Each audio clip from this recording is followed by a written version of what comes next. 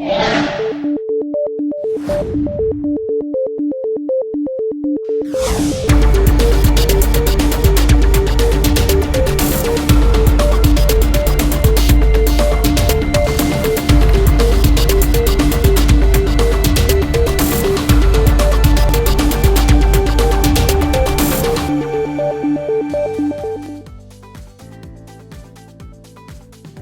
that was 15. And then let's look at the next number, 42. I think it would be even more meaningful to have Mayor Park take us through the meaning of 42. 42 represents the number of mayors and leaders that took part at the mayoral meeting that was part of the CAC Global Summit. Yes, so you have just heard the Seoul statement, which was proclaimed and adopted at the CAC Global Summit 2020. And you read it just now in English, so could you recap it for us in Korean? Cities Alliance Against Pandemic, CAP, is something that we have proposed as a city-to-city alliance against pandemics. Of course, it will have to be farmed out from this point onward, and it will be formally launched hopefully within the year. But a virus knows no borders, obviously.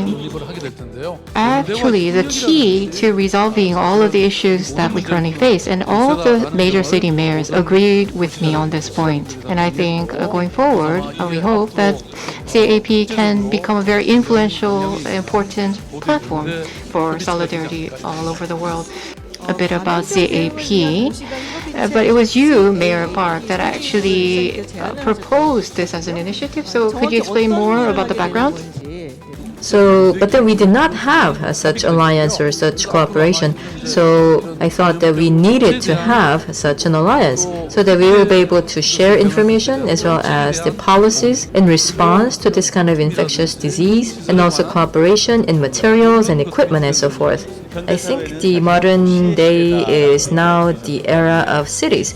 So if we say that the 20th century or the era of countries where they created empires and fought against each other, but then now looking at the era today, then when especially under the pandemic, I would say that the city's role had become much more important than ever before. And also this time around, we can see that Seoul in the past was trying to benchmark and emulate the models of other countries, other major cities, but now we see that the major cities are also trying to emulate the model of Seoul Observatory, as it was coming up with the standard time for both the altitude and so forth. Now perhaps Seoul can do something similar. So for example, after the MERS experience, now did a great job in dealing against COVID, so perhaps we can come up with a standard in dealing with infectious disease. We are creating this Seoul initiative. I would say that the mayor's leadership is also going to be very important. So I do hope that we can also set the standard for city leadership for the future.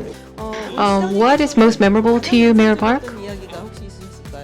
But actually for us, 5 years ago, we had already gone through MERS, another major outbreak. And the course of fighting MERS believed that transparency, speed, we learned that it's very important. And innovation is very important. We had the screening clinic, we had the walk-through, drive-through clinic.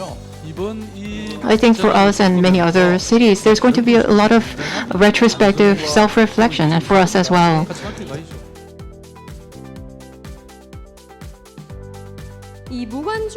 And I think the opening game also started audience free, and I understand Mayor Park also provide your support. Yes, I met with the president of the KOB. We decided that we would go without an audience, without spectators, up to now. But I get the sense that maybe we may be ready.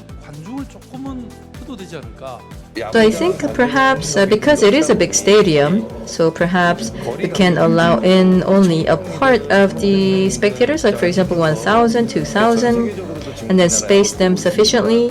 And I think this can also set a good model to the rest of the world, that we can beat this, that we can get our professional sports started. Some kids mostly take online classes, other students have started to go to actual class. As a parent, you must have some concerns about your children going back to school. Can you share?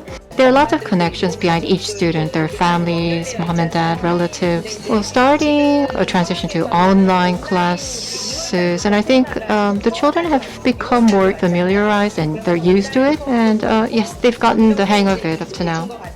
Anyway, so perhaps because the situation might be a bit more prolonged than expected, so any plans for this? So the question is about how we're going to improve the quality of the online contents, I believe. So we have to make sure that we have good quality contents that we can place on top of the platform. So we will do our best to make sure that we have enough quality contents. Of course, raise some key words for us. So thank you for the starters. Dr. Kim, your keyword is rediscovery of equity, right? So it can be risk of inequality, but I wanted to give it a more positive twist, and I wanted to phrase it in a way that suggests a possible transition. We say that everything is equal, but depending on how much money, assets you have, the world you live in can be entirely different. And many people were living under unequal circumstances. Now, the citizen empowerment, value of public assets, I think COVID-19 provided us with a key lesson in the value of equality and equity in the post-COVID era, and to show that it is urgent for us to mend the roof to begin with. Let me put it this way. So let's say some people are trying to shield themselves from the rain using an umbrella, but some are just getting soaking wet without an umbrella. So this is the analogy that I used in explaining about the need for the disaster relief this time. For example, the workers in the large companies, they have their insurance, they have their protection. But then for many other workers, a lot of them are without employment insurance coverage, they are without any of the social protection, and they have to shut down their businesses and lose their income. So in such a case, inequality would worsen. So we have to make sure that we provide a lot of protection and a lot of support to the disadvantaged. Otherwise, this crisis would really turn into a catastrophe in social terms as well. So Professor Lim, you have cited a new type of isolationism and horizontal decentralization. That's a mouthful. What do you mean? And this actually highly limits the role of the cities. And I believe that this time around, we have to make sure that we strengthen the authority and the power of the cities, and if we can become more horizontal, then we can turn this crisis into an opportunity. Everything, there was no communication at that time. The central government and the regional government, leadership and building communication channels between the two. I think there was a major difference between then versus now. I think it will continue to make a big difference post-COVID-19 as well. There is another keyword that was prepared by Mayor Park, and that is the transformation of civilization. So quite a grand theme, so I think it deserves a very good explanation, Mayor. Well, BC AD, or there's BC before Christ and AD, but a lot of people say BC should be before COVID-19 and AD should be known as after disease. So that means that COVID-19 was really a major event in the history of mankind. So it really distinguishes, or there's a big distinction. And this is uncharted territory, the path that nobody has taken yet.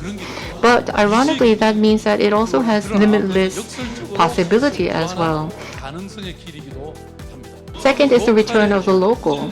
CAC quarantine was made possible because of decentralization and citizenship. I believe post-corona, Seoul will continue to carry the flag of openness, cooperation, and solidarity. And CAP is a part of the action plan that I proposed to that end.